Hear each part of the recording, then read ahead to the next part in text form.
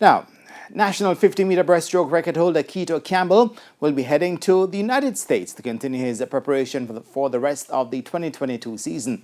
A request to have his scholarship transferred from Jamaica to an approved Fina training center was granted by the world governing body. The development came about after Campbell's club, Kaizen Swim Club, got upset over the figure they requested from Fina being reduced by more than 60% by the Aquatic Sports Association of Jamaica, the ASAJ.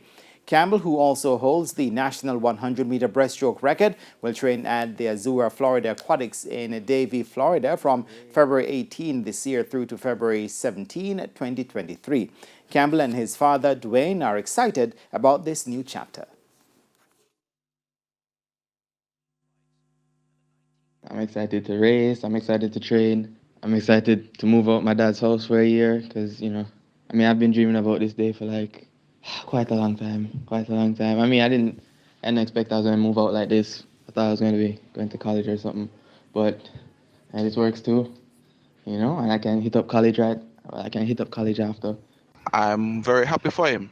I believe this is a very good opportunity for him to be in a new environment, a high performance environment, and to use it to propel himself to even greater accomplishments and greater performances.